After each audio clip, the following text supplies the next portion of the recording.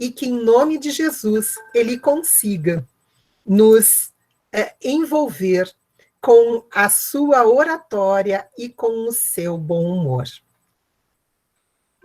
Com você a palavra, meu querido amigo. Obrigado, querida. Bom, então, alguns eu acho que já tiveram a oportunidade de assistir essa palestra, a B algumas vezes, né? Mas nós vamos falar um pouquinho, então, sobre esse manual da felicidade. Quando a gente compra um eletrodoméstico, um aparelho, normalmente vem um manualzinho que a gente brinca que também normalmente a gente vai ler quando algo não está funcionando. Senão a gente vai fazendo o método das tentativas.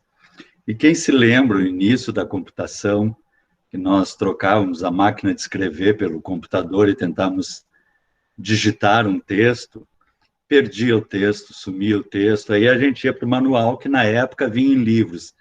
Era um livro só para o Word, só para escrever, de 630 páginas. Eu me lembro a primeira vez que, na época, era tudo difícil, alguns era xerox, eu quase desanimei, assim.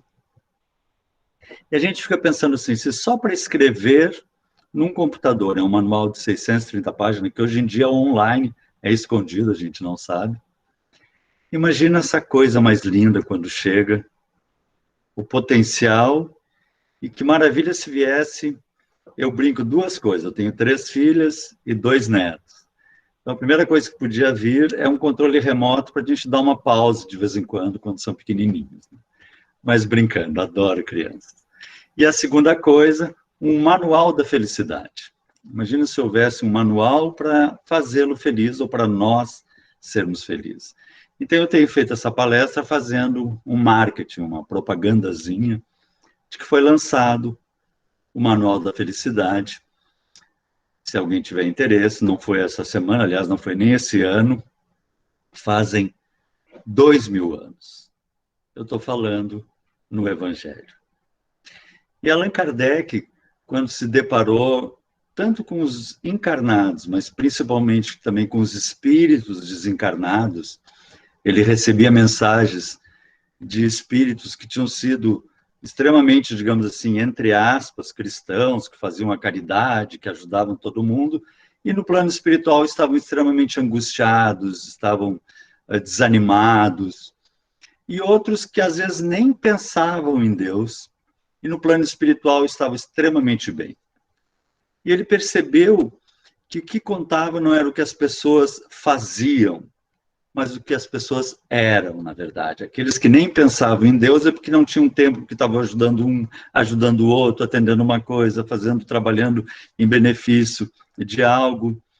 Então, ele vai ao Evangelho de Jesus, ele se espanta até com isso, porque nós estamos nessa época, bem na época de Augusto Comte, positivismo, algumas ideias de Deus não existem, ele percebe que o que mobilizava o bem-estar, tanto de encarnados como de desencarnados, era o Evangelho.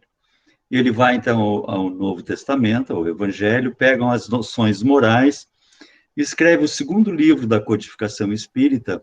Então, ele vai ao Evangelho e escreve o 2º livro da codificação com o nome Imitação ao Evangelho, de acordo com a doutrina espírita, que são os textos do Evangelho auxiliados por interpretações dos espíritos e dele também, sempre de maneira brilhante. Mais tarde, esse nome é trocado para o Evangelho segundo o Espiritismo, de acordo com o Espiritismo, que é um manual da felicidade fantástico, e sempre, quando a gente vê o Livro dos Espíritos, ou vê todas as obras básicas, a gente vê a genialidade de Kardec, e ele, então, primeiros 4 capítulos, ele faz um situar-se do usuário. Primeiro, para o usuário se entender, para depois, então, entrar no Manual da Felicidade.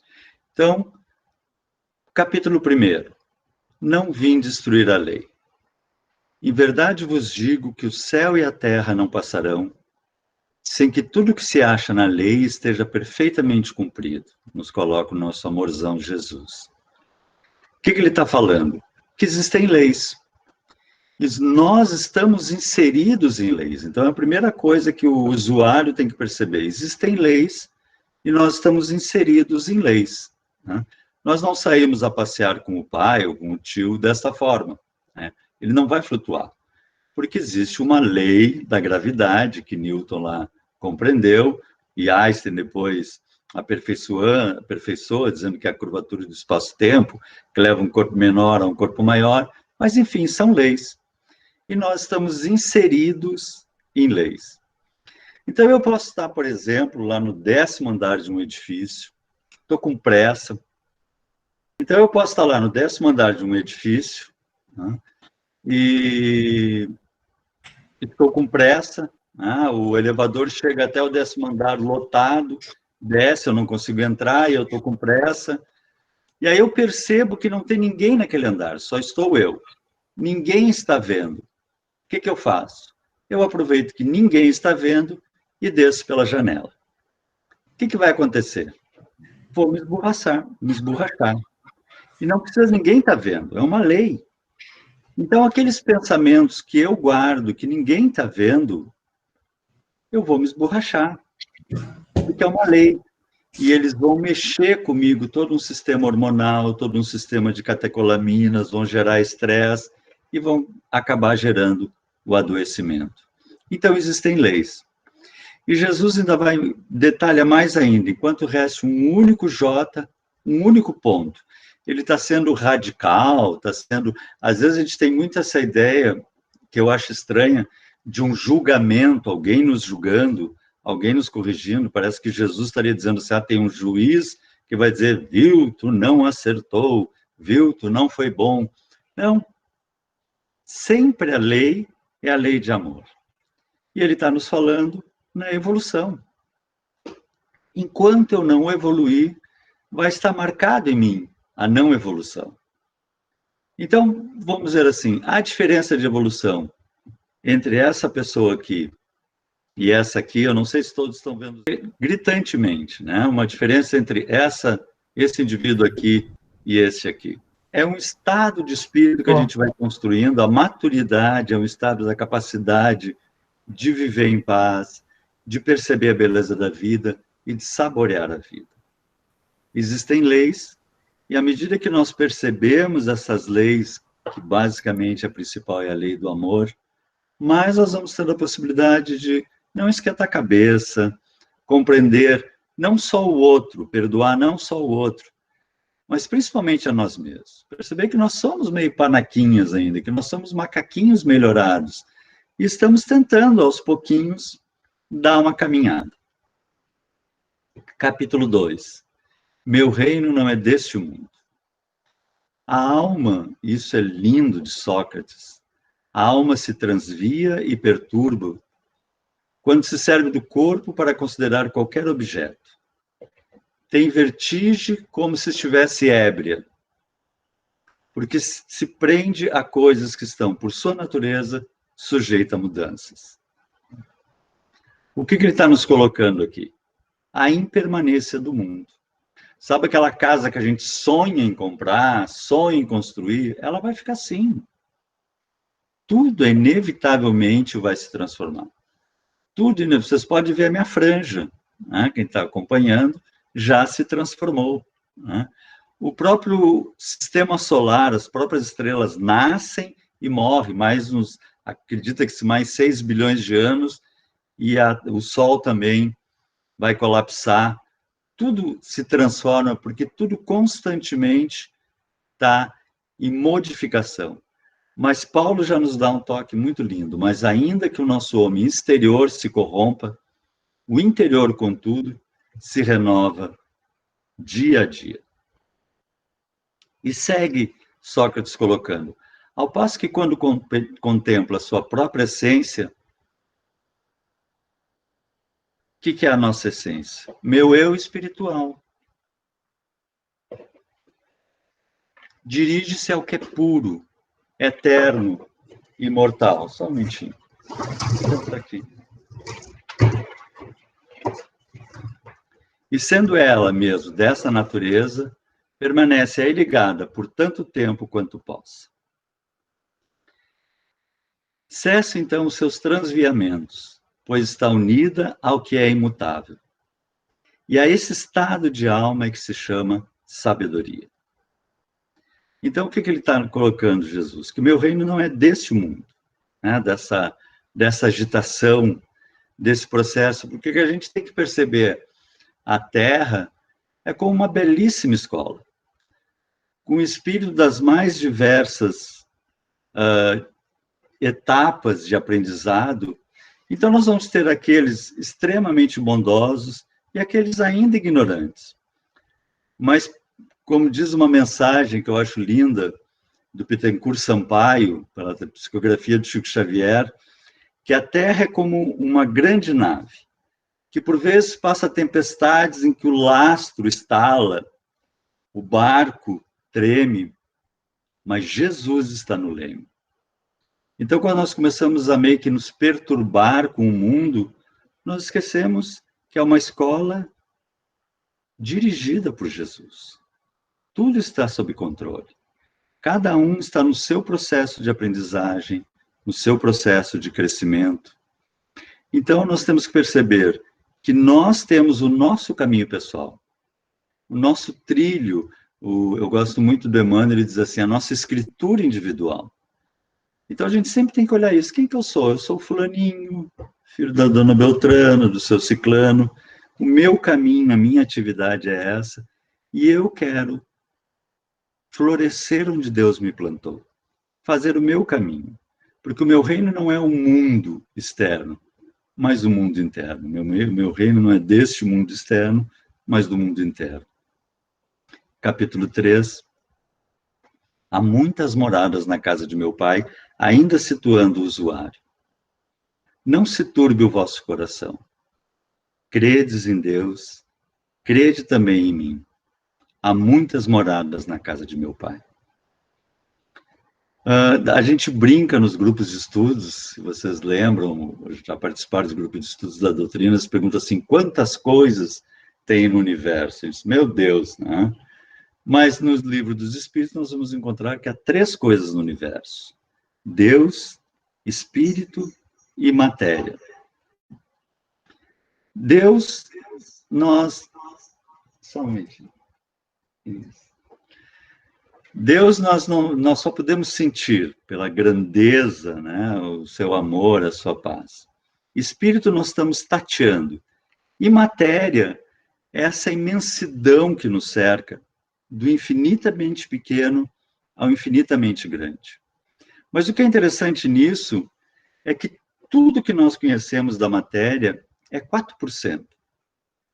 A física sempre dá uns nomes bonitos, então ela chama assim de energia escura, 73%. Matéria escura, 23%. Mas nós só enxergamos mesmo e sentimos, os nossos aparelhos detectam 4%. Então imagina a grandeza do universo, se o universo já é essa beleza insondável e é só 4%. O que seria então um mundo do espírito, a nossa morada verdadeira. E mesmo se nós olharmos as nossas estrelas, o nosso universo dos 4% visível, olha o tamanho do Sol perto de estrelas como Canopus, Rigel, Crux, Aldebaran, que são belíssimas. Então eu brinco, a gente tira umas férias e vai para uma praiazinha em Santa Catarina, né? Imagina os apóstolos, vamos para Betelgeuse? Não, vamos para Canopus. Imagina o mundo que nós temos para descobrir, para desvendar, para conhecer de belezas infindáveis. Há muitas moradas na casa de meu pai, nós estamos num jardim de infância de uma universidade gigantesca para saborearmos. Capítulo 4, ainda situando o usuário, ninguém poderá ver o reino de Deus se não nascer de novo. Que é aquela passagem em que Nicodemos, que era um doutor da lei, ele já tinha uma percepção da grandeza de Jesus, foram poucos, só 2 doutores da lei, na verdade, que tiveram essa percepção, e ele quis falar com Jesus. E nos conta Neio Lúcio, pela psicografia de Chico Xavier, que ele é informado que Jesus estaria numa casinha na Galileia, ele vai à noite, bate a porta numa casinha de pescador, e o próprio mestre o recebe. E quando ele olha para Jesus, ele diz assim: Senhor, sei pelo que dizes e pelo que fazes que és o Filho de Deus. Então venho te perguntar, o que deve fazer um homem para atingir o reino dos céus? E Jesus olha para ele amorosamente e diz: Nicodemos, em verdade vos digo, que ninguém poderá ver o reino dos céus se não nascer de novo. E o Nicodemos, que já era velhinho, ele disse: Mas, Senhor, como é que pode um homem velho tornar ao ventre de sua mãe? E Jesus, compassivamente, diz assim: Nicodemos, o Espírito sopra, não se sabe de onde vem, para onde vai, que é nós como espíritos eternos. O que é do Espírito é do Espírito, o que é da carne é da carne. Nos falando em reencarnação. E ele ainda brinca com Nicodemos, dizendo: então és doutor da lei e não sabes essas coisas? Então nós não vamos nos deter em reencarnação propriamente dito, mas gostaríamos de falar duas confusõezinhas que nós percebemos muito com relação à reencarnação. A primeira é a lei de Talião. Nós temos uma certa tendência ao olho por olho, dente por dente, que é uma tradição antiga lá de Moisés, que trazia essa ideia, e ela ficou meio arraigada em nós. Espíritas, então, somos maravilhosos. A gente vê alguém se acidentar, perde uma perna, e a gente já tem aquele pensamento compassivo. O que ele não fez na vida passada para ter acontecido isso? E às vezes não fez nada. Nós não conhecemos os mecanismos infindáveis da lei do amor trabalhando por nós. É aquela ideia assim, de um tio, daqueles rico mesmo, rico, como se diz que não tem mais onde botar dinheiro, e um sobrinho dá um problema, né, com o seu salário, eles vão pagar o salário deles só na semana seguinte, a esposa está doente, está hospitalizada, e ele se aperta e lembra do tio. E vai lá no serviço do tio, diz: tio, desculpa, isso nunca aconteceu, eu só vou receber a semana que vem, se eu não me conseguiria só uma parte para me auxiliar a esposa lá. E esse tio diz assim: não, porque agora não dá, porque meu dinheiro está aplicado, e recém chegou meu carro importado. Não. Como é que esse sobrinho vai sair do escritório desse tio? Com aqueles pensamentos amorosos. Tomara que morra infeliz, desgraçado.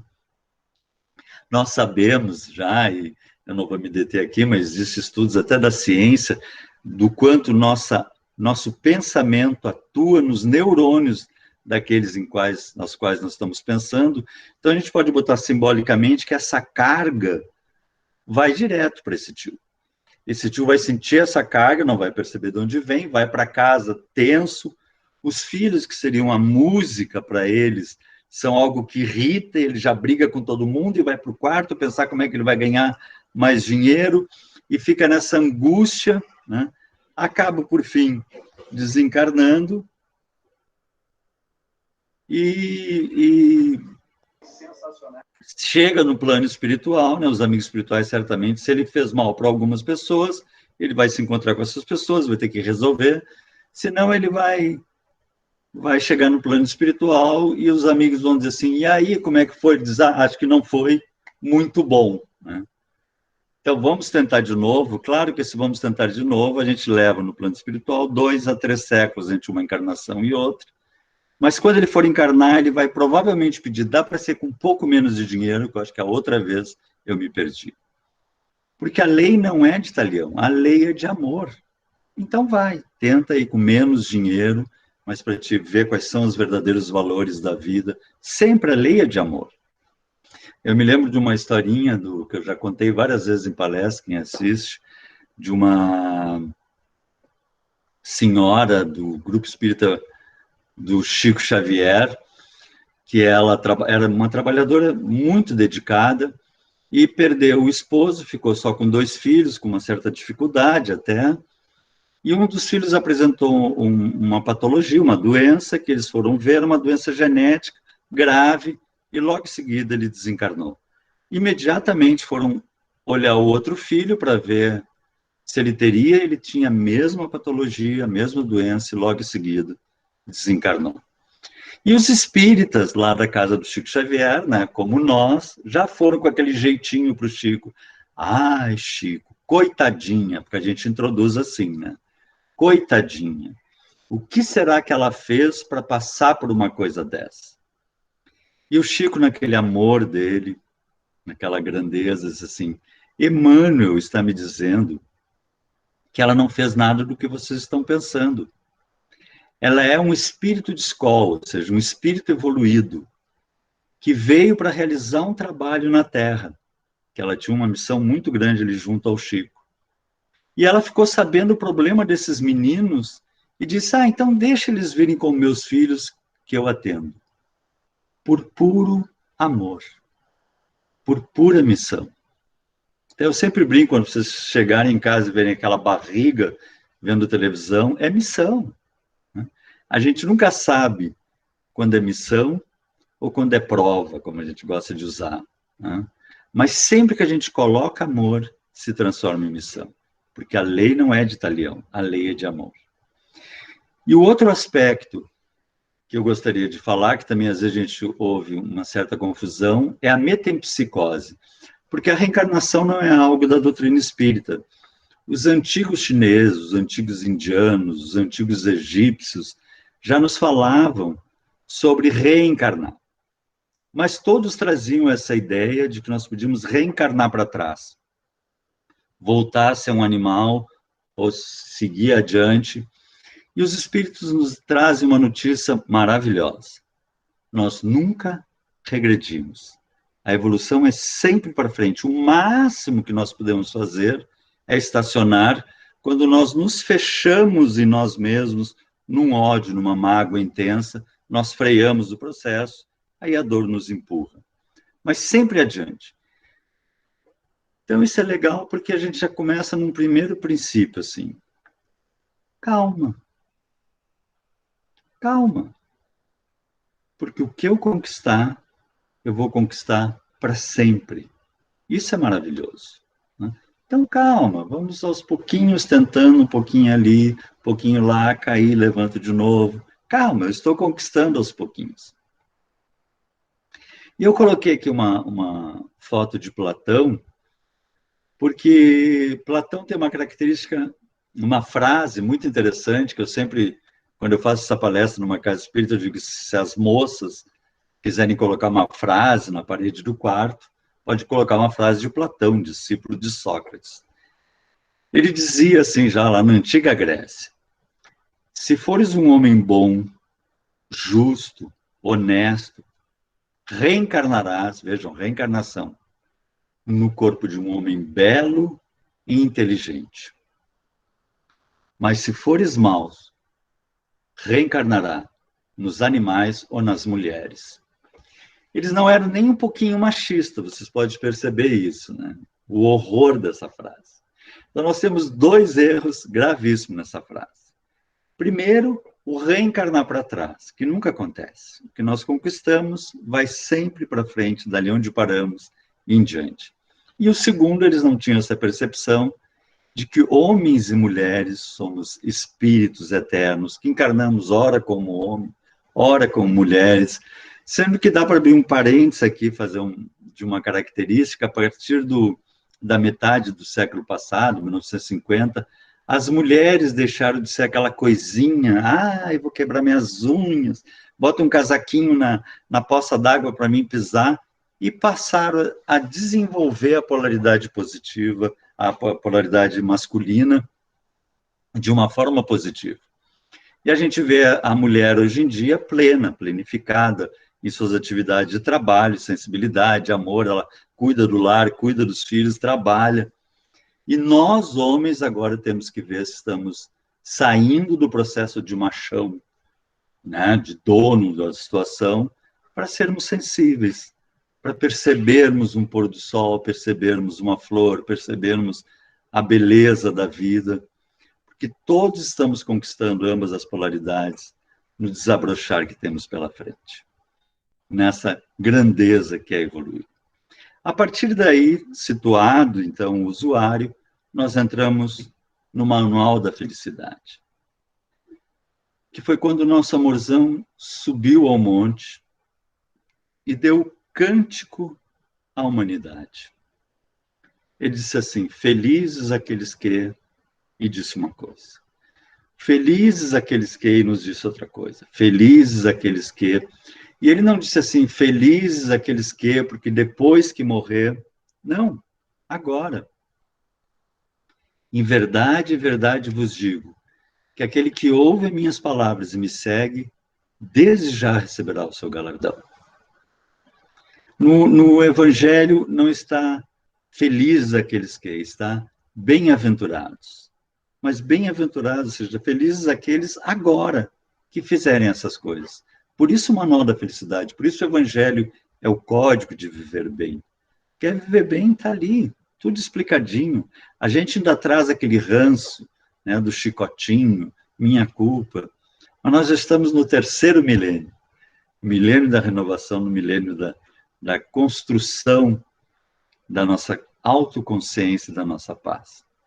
E aí entra, então, no capítulo 5, que Kardec pega das bem-aventuranças a mais difícil, eu acho, e coloca como primeira, capítulo 5, bem-aventurados os aflitos. A gente fica pensando assim, felizes os aflitos? Ah, não, Jesus, aí tu deve ter te enganado. Mas como o mestre está sempre certo, nós vamos ter que entender aqui embaixo. O que seria isso? Seria eu estar com uma dor de dente terrível, assim, que de madrugada eu já quero pegar um alicate para arrancar o dente, né? 7 da manhã eu já estou no dentista que abre às 9, ou uma dor abdominal terrível e eu vou ao médico com aquela dor terrível. E aí o dentista me atende, eu digo, eu estou com uma dor de dente, ele vai dizer assim, que ótimo, que maravilha. Eu vou dizer, não, cara, está me gozando. Como assim? Né? Ou o médico, eu digo, eu estou com uma dor abdominal terrível, ele vai dizer, que maravilha. Eu disse, ah, não, pode me explicar. Provavelmente o dentista iria explicar assim, não, é que o dente é uma estrutura calcária que dentro tem um nervo. E se alguma coisa começa a destruir essa estrutura, o nervo avisa que está sendo destruído. Então, a dor de dente é um aviso de que o teu dente está sendo destruído. Porque se nós não tivéssemos dor de dente, seria uma maravilha, pessoal. Já pensou? Nós não teríamos dente. Na verdade, é isso. O médico diria a mesma coisa. Essa dor abdominal significa que alguma coisa não está bem aí dentro. E nós vamos examinar e vamos consertar. Senão eu acordo de manhã, digo, bom dia, me viro, o corpo continua na cama. Eu morri, desencarnei. Então, a dor física, o que é? É um aviso. De quê? De que está havendo uma destruição física. Aonde? No meu corpo físico. Está havendo uma destruição no meu corpo físico. Mas Jesus nos falava de uma dor mais profunda, que nos acompanha com corpo ou sem corpo. A aflição. O que é aflição? É um aviso. De quê? De que está havendo uma destruição. Aonde? Na nossa estrutura consciencial. Ah, bom, aí é grave. Aí é melhor eu perder os meus dentes do que perder a minha consciência. Porque o que é a minha consciência? É toda a experiência dos milênios e milênios e milênios de vida que eu tive, que eu tenho, e que agora eu trago sobre essa vozinha de consciência. Na verdade, nós podemos ampliar um pouquinho isso, porque a consciência é toda a experiência que eu trago, acompanhado dos amigos espirituais que nos intuem por aqui, por ali, e falam junto à nossa voz da consciência. Então, por exemplo, né, só fazer um exemplo. Eu estou lá numa vida, entro numa casa, tem um fogão a lenha, eu nunca vi fogão a lenha, não sei o que é fogão a lenha, aí eu entro e toco a mão na chapa, e, puxo que é um chiclete, assim. Um horror, assim, um aprendizado terrível, meses consertando a mão e arrumando. E aí cresço, né? Envelheço, desencarno, morro. Lá adiante eu nasço, num outro lugar, já sou um jovem, nunca vi fogão a lenha, não sei o que é fogão a lenha, Entro numa casa, vejo um fogão a lenha e me dá uma coisa assim. Alguma coisa me diz que tu lá e eu aqui. Esse alguma coisa é a minha experiência do passado me avisando no presente. Não vai queimar a mão de novo. Então, isso nos ocorre constantemente. Eu olho para alguma moça e vem aquele pensamento assim, tu vai olhar com esse olhar 38, vai queimar a mão de novo. Ou eu vejo algum amigo e quero dizer assim, fulano, eu queria te dizer, e aí vem aquela vozinha, não fala. E a gente chega com botar uma água na boca e não engolir. Eu queria te dizer que está frio hoje, né?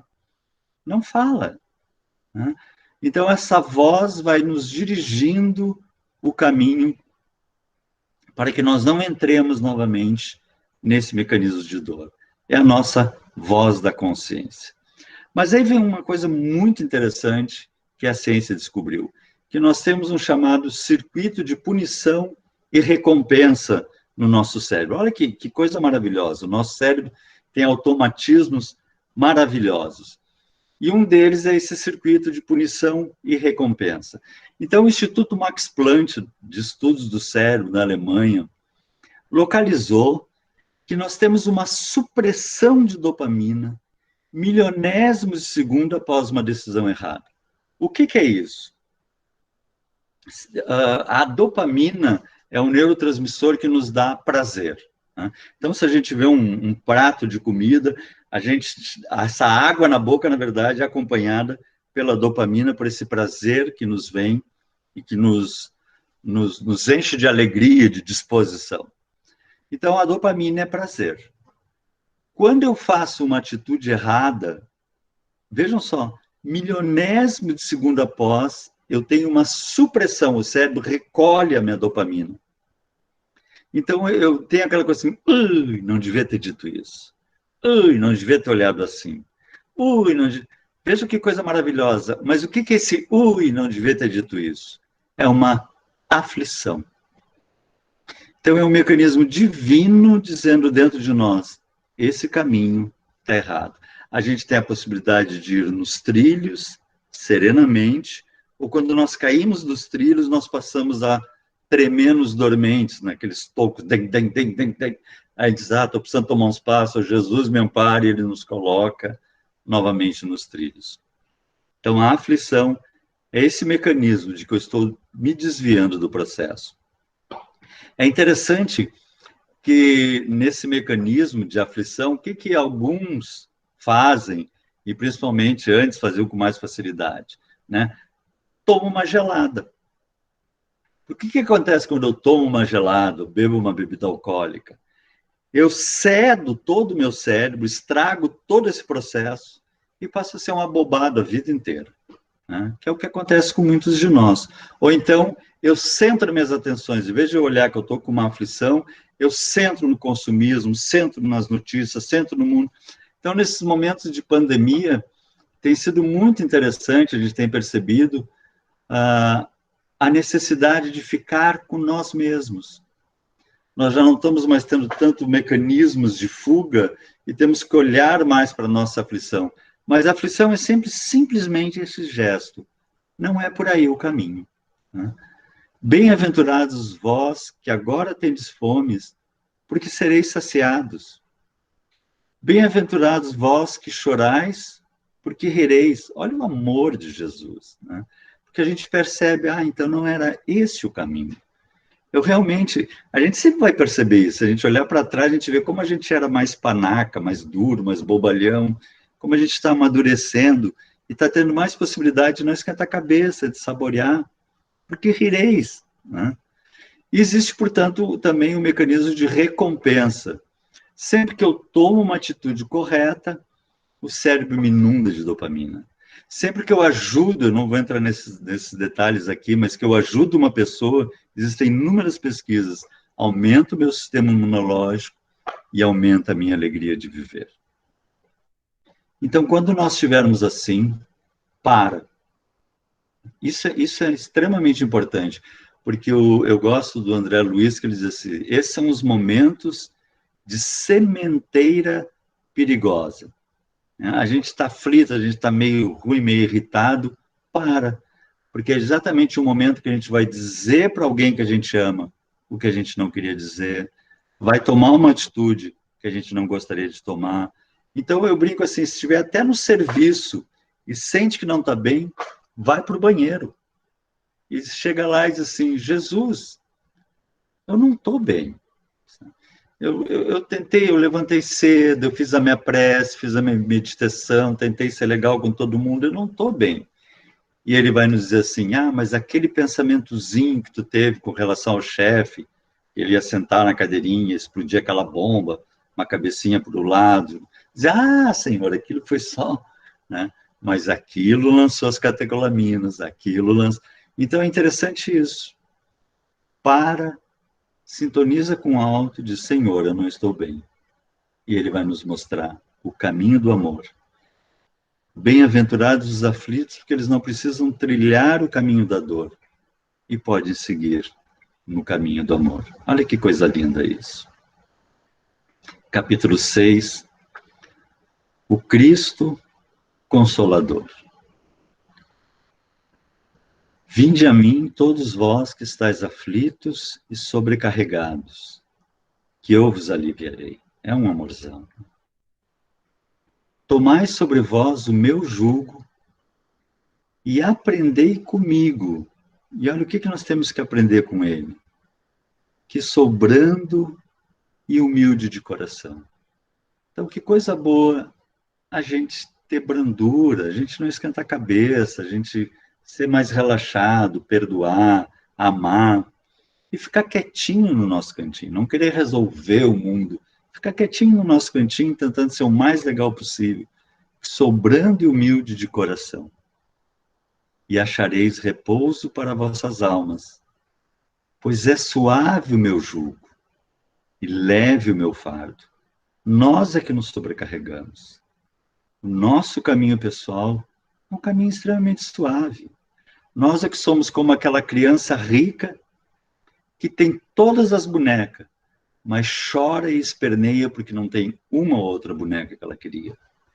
E nós temos, o Chico nos dizia assim, se tu tem um leito onde repousar a cabeça e um prato de comida, tu já é imensamente feliz. Então, quando a gente consegue perceber essa beleza da simplicidade da vida, do nosso caminho pessoal, a vida fica extremamente leve. E quando nós começamos a amar e perdoar, nós também começamos a nos amar e nos perdoar. E o jugo se torna também leve. Ou seja, vida simples. Fênelon, no Evangelho, nos coloca que tormentos, ao contrário, se poupa aquele que sabe contentar-se com o que tem. Que nota sem inveja o que não possui. Que não procura parecer mais do que é. Esse é sempre rico, porque quando se olha para baixo de si, não para cima, vê sempre criaturas que têm menos do que ele. É calmo, porque não cria necessidades quiméricas. Eles eram profundíssimos. Né? E não será uma felicidade a calma em meio às tempestades da vida? E eu sempre coloco nesse capítulo, falando do Cristo Consolador, que nos ama com tanto carinho, eu sempre penso que todos nós já tivemos ou temos um parente, um avô, um pai, uma mãe, alguém assim querido, que a gente tinha vontade de pegar pelas bochechas e encher de beijo. Pois multipliquem isso por 1 milhão, é Jesus. Jesus é esse amorzão que nos ama. Nós que temos aquela coisa de Jesus com aquela cara séria, Kardec também com aquela cara sisuda, mas eles são puro amor. Jesus não era, é esse amor que cuida de nós. Capítulo 7. Bem-aventurados os pobres de espírito. Coisa boa a gente ter essa pobreza de espírito, ou seja, essa humildade que Jesus veio nos ensinar. Na cerimônia do lava-pés, né? O Pedro disse assim, não, nunca vou deixar tu lavar meus pés, que eram os servos que faziam isso. E ele dizia assim, se tu não deixares eu lavar teus pés, tu não podes ser meu discípulo. Convidando todos nós a sermos, a compreendermos que somos todos irmãos, uns ajudando aos outros, nos falando da humildade. E a humildade pode ser externa ou interna.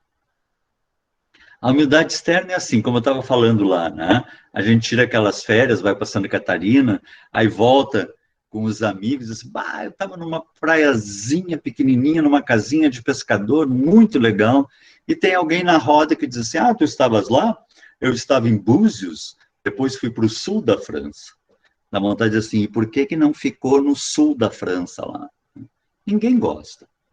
Então não vamos ser assim.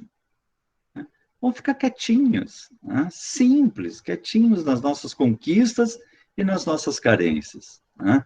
Quem que é mais gostoso de nós conviver? Com uma pessoa assim ou com uma pessoa assim? E se de cada vontade de sentar para conversar, o outro, então a gente não deva ser assim. A gente às vezes é assim, quase que inconscientemente. A gente meio que se acha um pouquinho superior. Eu, como sou assim, profundamente apaixonado pela doutrina espírita, a minha vida é a doutrina espírita, eu sempre tenho essa preocupação de nós, espírita, que às vezes achamos que os outros um dia vão ser espíritas, ou seja, nos achamos superiores. E nós não somos. Uma vez o Chico, o Emmanuel disse para o Chico, Chico, a verdade é como um espelho que caiu na terra e se partiu em 1000 caquinhos. O espiritismo é um caquinho. Então, nós trabalhamos pelo caquinho espírita. Mas existe o caquinho budista, o caquinho católico, o caquinho maometano, falando no amor, falando. Então, nunca nos acharmos superiores a alguém ou alguma coisa. Somos todos maninhos, aprendendo num jardim de infância. Espírita também adora, né, assim, ter aquela humildade, porque esse ano nós distribuímos não sei quantas peças de roupa, não sei quantas sopas. Cala a boca. Isso é extremamente desagradável. Né? O Chico dizia assim, se tu não tem uma coisa boa para falar, fica de boquinha calada. Né? Se alguém perguntar, eu brinco até assim, ó, se a gente está numa roda de amigos, e alguém diz assim, ah, eu não acredito em reencarnação. Eu sempre brinco, diz, então vamos falar de futebol. Eu, na verdade, não ia entender nada de futebol para falar, mas enfim, né? Porque a gente não é chato com os outros. Agora, se ele me perguntar o que tu acha da reencarnação, eu tenho até pena do coitado. Né? Porque eu vou falar 10 horas para ele, tudo que eu puder auxiliar, falar, mostrar todos os estudos científicos, todas as pesquisas que existem. Mas cada um está no seu processo, então vamos ter ser simples no nosso cantinho. Imagina se o Chico fosse falar de todas as vantagens dele. Ia ser uma pessoa insuportável, porque ele era só maravilha. Né? Mas ele era quietinho no cantinho dele, de cabecinha abaixo, só olhava e dava aquele sorriso de amor. E tem a humildade interna, né? Que é um processo natural na nossa caminhada. Nós temos todos, isso é normal a todos nós nos cocriamos.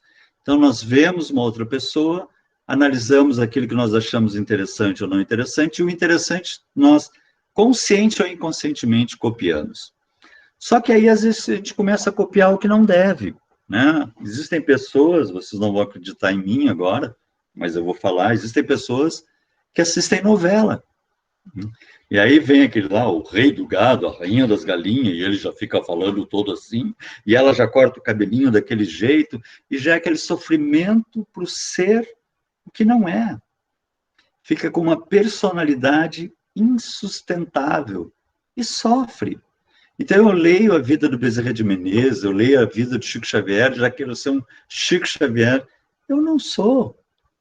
Eu vou tentar ao máximo acompanhar esse amor que ele tinha, mas eu tenho que compreender que eu sou fulaninho, filho da dona Ciclana, do seu Beltrano, que estou tentando melhorar. Quem eu sou?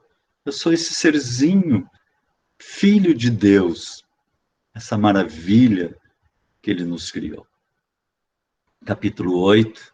Bem-aventurados os que têm puro coração. Eu sempre lembro daquela passagem assim, a pessoa resolve fazer um regime, né? Aí faz aquele prato de salada, aí quando dá a garfada na salada, fecha os olhos e lembra daquela lasanha, sabe? Mas não aquela lasanha, aquela outra que é mais gordinha, que vem com mais queijinho, e aí lembra daquela lasanha, abre os olhos, vê aquele prato e diz, eu sou infeliz, capim. Mas claro que é infeliz. Mas está fazendo um regime alimentar e pensando em lasanha. Então a gente tem que saber aonde está colocando os nossos pensamentos, os nossos desejos, para não gerarmos sofrimento causado por nós mesmos. A neurociência nos coloca que cada vez que nós pensamos, todo o nosso cérebro se mobiliza em direção àquilo que nós estamos pensando e criando dentro de nós. Jesus já nos colocava isso. Eu, porém, vos digo, que aquele que houver olhado uma mulher com mau desejo para com ela, já em seu coração cometeu adultério com ela. São as nossas fantasias. E é um processo normal as nossas fantasias. Mas nós temos que estar atentos a elas. Né? A gente está pensando assim na paz, né? A paz da humanidade, a harmonia entre os povos, e aí começa a pensar que bem que podia jogar uma bombinha no Congresso, uma bombinha no Supremo. Para que isso? Para que ficar criando, né, e todo o nosso corpo, no momento que eu penso em jogar uma bomba, todo o nosso corpo já se enche de catecolaminas, já o sistema adrenérgico começa a largar os corticoides, e se foi a minha paz? Então tem que estar atento, quando começam as fantasias, não, pode parar. Qual é o meu caminho? O que eu quero?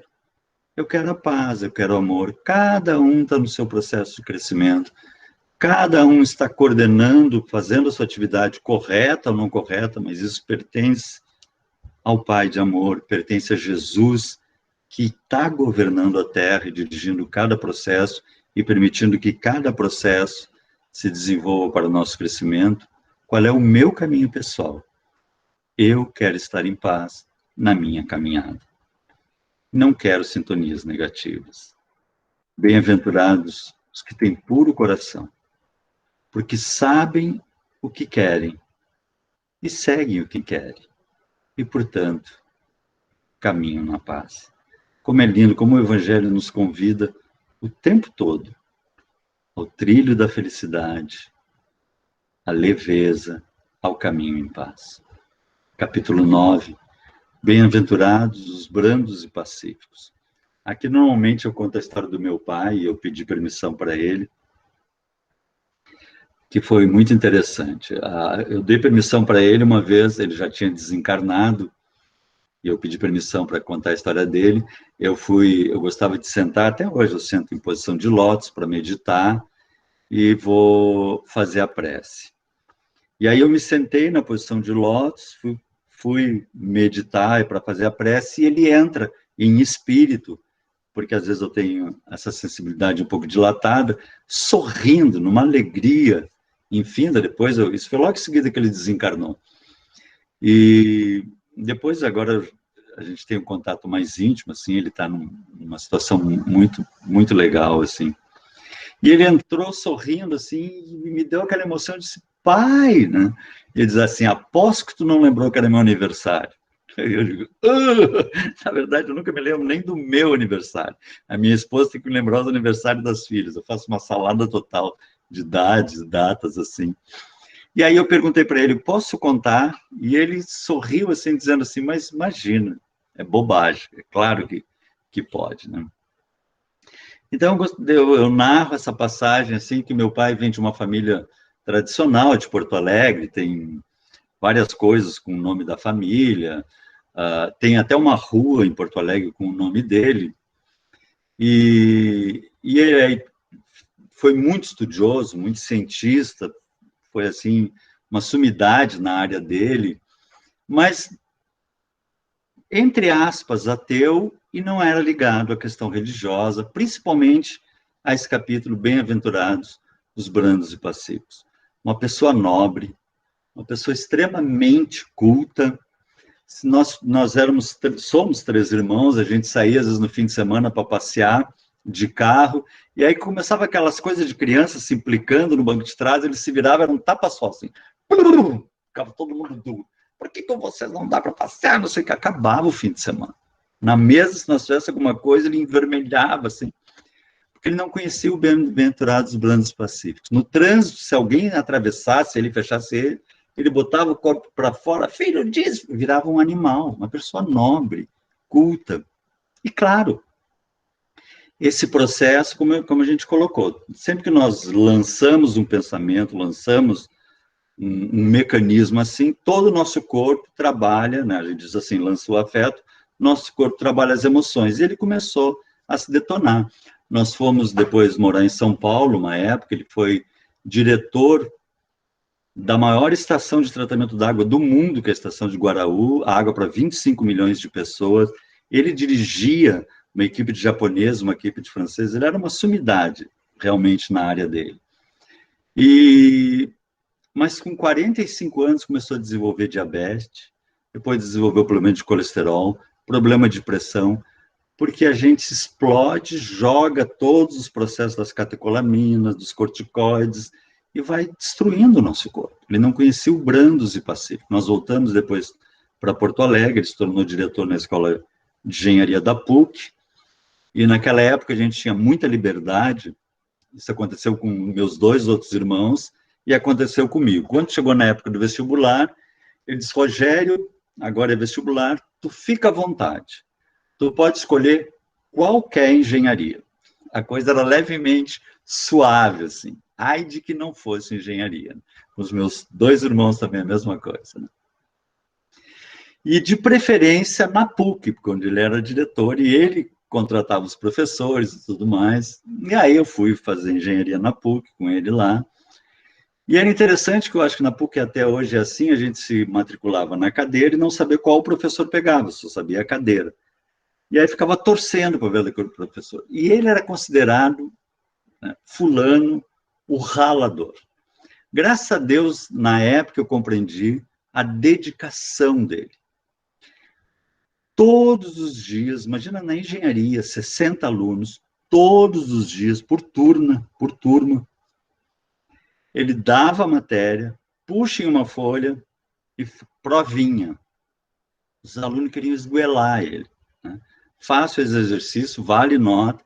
Ele levava para casa, passava as noites, todas as noites, corrigindo aquelas dimensionamento e aqueles cálculos bem complexos. Ele procurava ver se ele errou na questão dos mínimos detalhes, ele anotava do lado da questão do aluno para dar para o aluno de volta, para o aluno aprender.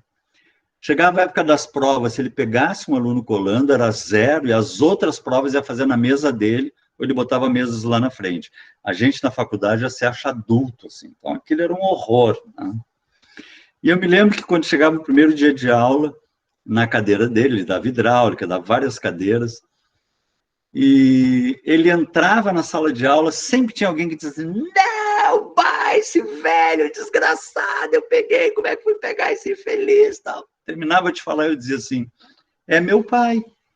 Não, mas diz que ele dá aula muito bem até, que ele é exigente, mas ele...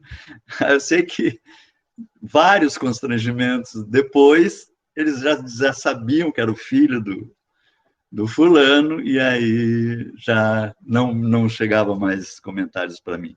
Mas é interessante que ele foi pegando à medida que a gente vai crescendo na faculdade, a gente vai compreendendo os verdadeiros professores, e todos, ele foi homenageado mais de uma vez, os alunos se formavam, se tornavam engenheiros, depois retornavam a ele para pedir dúvidas, ele continuava ensinando os colegas engenheiros agora, os ex-alunos, com maior carinho para que eles aprendessem. Então, alguém que fazia isso com amor. Mas é interessante que ele, claro, depois aconteceu isso na engenharia, ali por 80 e poucos, quando eu tive a minha primeira filha, a segunda neta dele, que ele teve, a primeira minha irmã teve uma filha, 20 dias depois nasceu minha neta, E ele, por todos os problemas que ele já tinha, ele tinha infartado várias vezes, tinha tido um infarto, estava no Hospital Mãe de Deus, aquela coisa de grana, poder, com uma junta médica.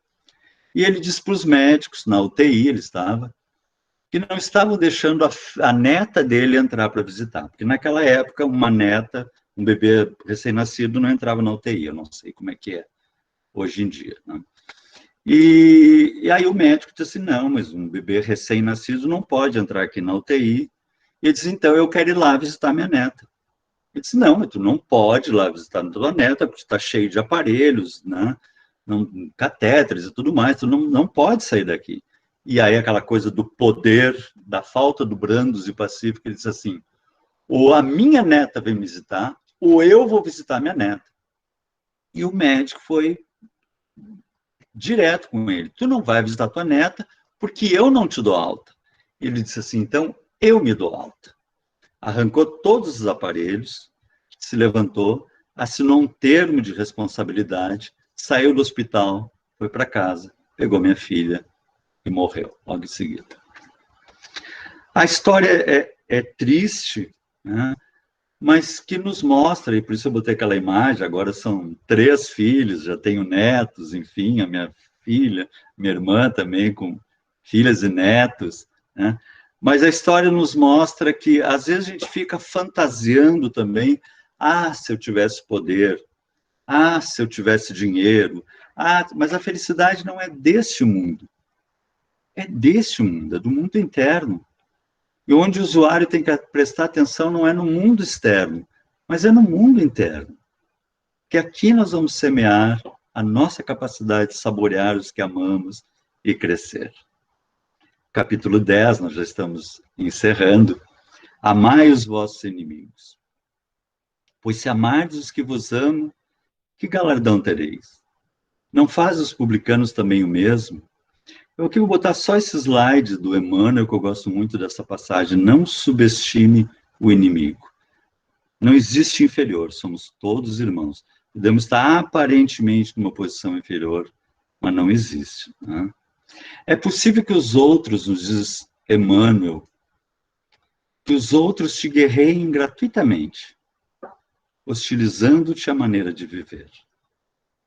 Entretanto, podes avançar em teu roteiro, sem guerrear a ninguém, em paz, não esquentando, não revidando, que é aquela ideia de se tomares um tapa na face direita, oferece à esquerda. Isso aí não funciona dessa maneira literal. Então, imagina, eu vou fazer uma palestra, alguém na primeira fila vem me dar um tapa, eu dou a outra, levo outro tapa. No outro dia eu vou fazer a palestra naquela casa, lá eu já vejo se aquela pessoa está lá. Ela está lá, ela acha que eu gosto de apanhar, já vem direto, dá um tapa em mim, eu tenho que oferecer a outra e apanho. A outra vez que eu for convidado para fazer a palestra, eu já vejo, o fulano tá, eu nem vou, porque eu vou apanhar. Então não é essa a ideia de dar um tapa e receber outro tapa. É dar a outra face interna, a tua face interna. Se alguém te der um tapa, às vezes é num olhar, numa palavra, dá a tua face interna. Desculpe, eu jamais quis te ferir.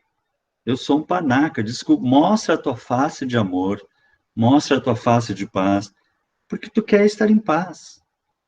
Viver em paz, para isso, contudo, para que a tranquilidade te banhe o pensamento, é necessário que a compaixão e a bondade te sigam todos os passos. Ainda mesmo quando os homens se mostram desvairados nos conflitos abertos, que às vezes tem pessoas que surtam, te mantém em paz. Eu gosto muito daquela passagem do Príncipe André, no livro Guerra e Paz, do Leon Tolstói, é um livro belíssimo. E o Príncipe André vai para uma batalha, né, aquela coisa a cavalo, ele está lá no meio, naquela loucura da batalha, e ele é ferido e cai no campo. Quando ele cai no campo, ele olha para cima e vê aquele céu azul belíssimo, aquelas nuvens serenas, e ele diz, meu Deus, olha a paz, olha a beleza da vida. O que nós estamos fazendo aqui embaixo? Ele percebe a serenidade do universo, e o quanto nós, às vezes, somos barulhentos. Então, ainda mesmo quando os homens se mostram desvairados nos conflitos abertos, a terra é sempre firme e o sol fulgura sempre. Viver de qualquer modo é tarefa de todos, mas viver em paz, consigo mesmo, é serviço de poucos. E capítulo 11, para encerrar, amai o próximo como a si mesmo. Então, nosso amorzão que nos diz amar a Deus sobre todas as coisas, que é amar a vida, amar todos os potenciais que nós temos, todas as belezas que nós temos, o caminho que está traçado para nós, desde que nós éramos uma amebinha, nós somos cuidados pelo Pai, e agora somos uma amebinha melhorada. E olha que lindo, imagina se resolvesse fazer a terra assim, olha, é bom comer carne, então vai ter vaca. O que mais? Só vaca. Não precisa mais nada, tem carne ali, e árvore, vai ter pinos e eucalipto, acabou. Né? Não, meu Deus, olha o que é a terra.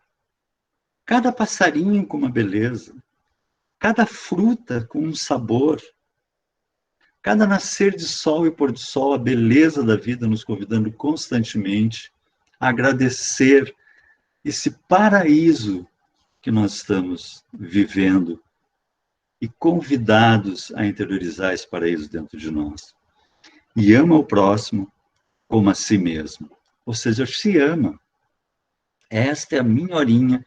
Eu dizia para minhas filhas, agora o pai vai ouvir musiquinha.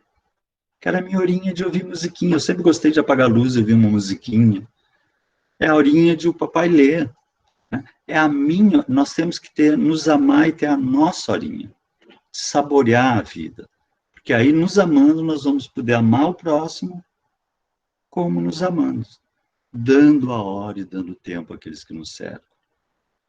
Porque a vida é amar sempre. Essa é a grande beleza que o Evangelho nos convida. Porque quando nós... É interessante, quando nós tiramos uma célula do corpo, desculpe entrar de novo na ciência, né, mas tiramos uma célula do nosso corpo e colocamos ela em todas as condições de temperatura, de alimentação, ela continua viva, mas perde a sua função. Ela se transforma numa ameba. Então, vamos supor assim, didaticamente, se eu tirar uma célula cardíaca e colocar num ambiente que ela possa continuar vivendo, ela vai viver, mas vai deixar a especialização de célula cardíaca e se torna uma ameba. Se eu retornar essa célula ao coração, ela retorna a ser, são os imprint, do Kevin Negan, que trabalha muito sobre isso, mas ela volta a ser uma célula cardíaca. E o que a ciência diz? Que a nossa mente promove a célula. Veja que coisa linda isso. Nós fazemos com que uma ameba se torne uma célula cardíaca, se torne uma célula do músculo estriado. Nós temos mais ou menos 200 tipos de células que nós promovemos ela. E assim é nós com o Pai, com Jesus. Quando nós nos ligamos nas correntes do amor, nós somos promovidos. Nós temos mais vida, nós temos mais saúde, nós temos um sistema imunológico melhor. O Evangelho nos convida à promoção para a grandeza espiritual com Jesus. Era isso. Muito obrigado, então. Obrigada, querido Rogério, maravilhoso, como sempre, poder te ouvir falar de Jesus, do seu Evangelho, dos seus ensinamentos. Mais uma vez te agradecemos pela disponibilidade de comemorarmos conosco os 11 anos do Centro Espírita Allan Kardec.